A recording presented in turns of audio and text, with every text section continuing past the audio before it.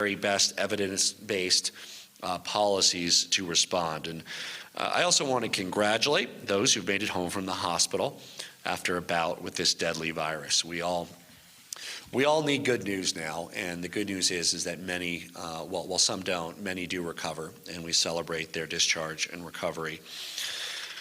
The next slide, please. And this is a very, very important one. First of all, this is projections, but I mean this is conceptually very important because this is really what over time informs all of the social distancing measures and what happens when.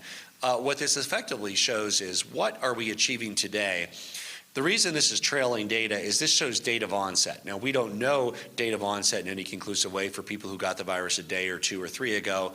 They haven't yet presented to hospitals, the subset of them that need it, maybe 10%. So we simply don't know. That's why this only goes through April 5th or 6th. But over time, this will always lag. But this will show what we are accomplishing through our social distancing. There's 3 lines on there, and we, as you can see, we don't yet know where we are, but it's where we expect to be if we have 70, 75, or 80% social distancing at the stay-at-home, with the stay-at-home order. So we've seen something of a plateau. You can see that there, a leveling off.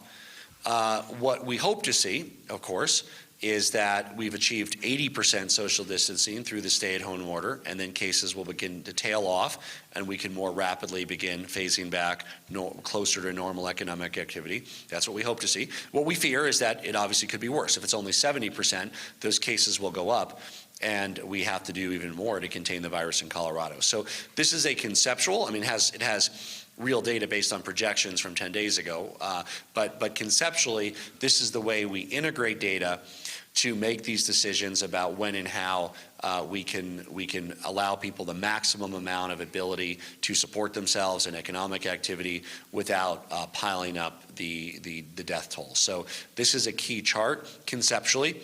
There's different ways that we look at it. We use a trailing indicator of hospitalizations as one. We also look at tests and who's being tested and how. We can do this at the community level. But we know, and as we presented in prior weeks, we need to achieve a high level of social distancing to be able to end these severe restrictions. And the next few days are going to be critical. The next few days are going to be absolutely critical in this data, because this is just through April 5th or 6th. It's not cumulative. These are daily new cases. And between that time and April 5th, it looked like there's a plateau. But we really need the understanding in the next few days. Next 4 or 5 days of this are going to be absolutely critical, because to date, we don't know whether this is yet a plateau or whether we're starting to make progress in decreasing the rate of infection and see a downward trend in the number of new cases each day. And we will be looking at this and similar proxies, meaning this same kind of graph with other, this is date of onset of symptoms. We also have date of admission to hospital. There's other things that you can plug into this conceptually.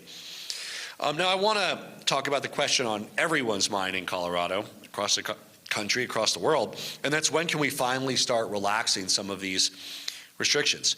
And what will society look like in the near future as we are forced to live with this virus